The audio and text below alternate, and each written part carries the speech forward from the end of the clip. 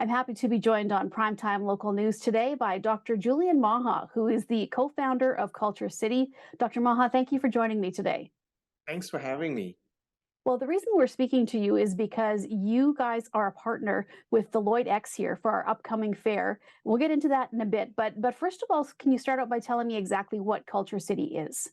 Yeah, for sure. So Culture City is the nation's leading nonprofit. I guess I have to digress. Not nation, since here in Canada, we are based in the US, but we have a strong base in Canada as well. So I'd say the continent's leading nonprofit on invisible disabilities and acceptance and inclusion for those with sensory needs.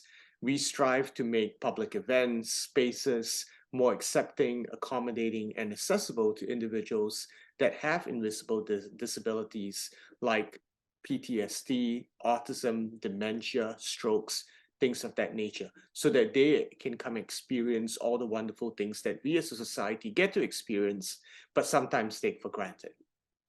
Now, we have an event coming up here in Lloydminster, and the Lloyd Ag and X Society have partnered with Culture City for it. It's basically a fair, and they're associated with fairs, as you are well aware, lots of lights and sounds and lots of noise. So, in partnering with Culture City, what then does that change for people that have these sensory issues when they want to attend the fair? I think the biggest thing is accessibility, right? Which is kind of a strange thing because I read a quote recently, and the quote really kind of sums this up. Accessible doesn't mean a wheelchair ramp. Because when you look at disability, most of us, when we think about disability, we think of someone with a physical disability.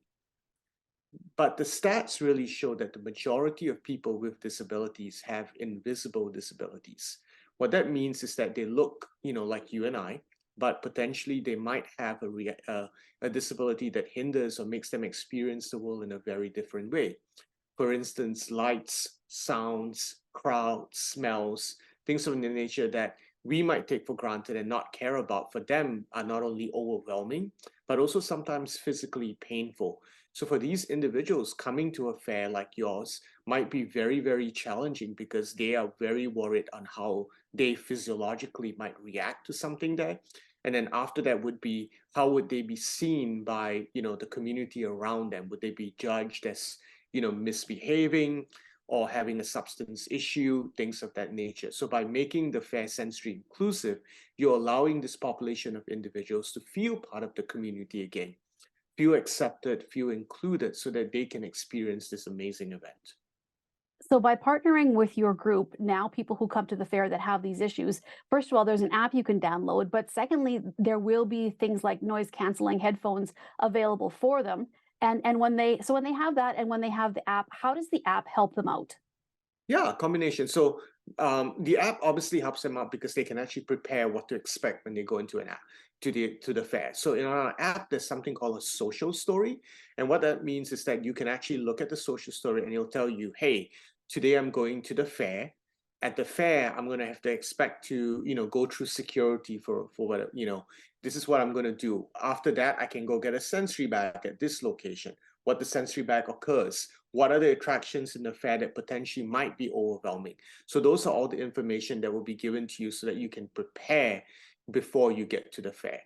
And then, as you mentioned as well, you have the sensory bags that have noise canceling headphones and other fidget tools. But the biggest thing too is that a lot of the individuals in the fair that are working the fair have also been trained with our training. So they are a bit more cognizant on what sensory needs are, what invisible disabilities are, why they should be empathetic about it and care about it. But then on top of that, what to do to assist someone if they are going through that overload spell and they need further assistance. Wow, this is just an incredible program. And as you said, unfortunately, there is that segment of people who have these disabilities that are often overlooked. So, first of all, thank you so much for developing this program and being involved in it. But if there are people who are looking for more information, either on what to expect or just even more information on your organization, how do they find you? Yeah, I think a combination. I think for someone going to the fair, they can reach out to the fair directly, or they can always shoot us an email at support@culturecity.org. And that's Culture City spelled with a K, or they can come to our website, which is www.culturecity.org. So that's KULTURECITY.org. Well, Dr. Maha, thank you so much. It has been a pleasure to speak with you today. And like I said, we really appreciate everything that you and your organization have been doing to help people. This is just going to make the fair so much greater for everybody who can attend, and everybody can feel included. So thank you once again for joining me today.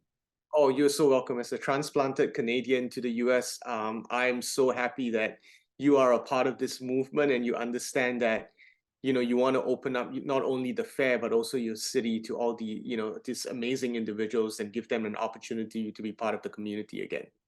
Thank you so much.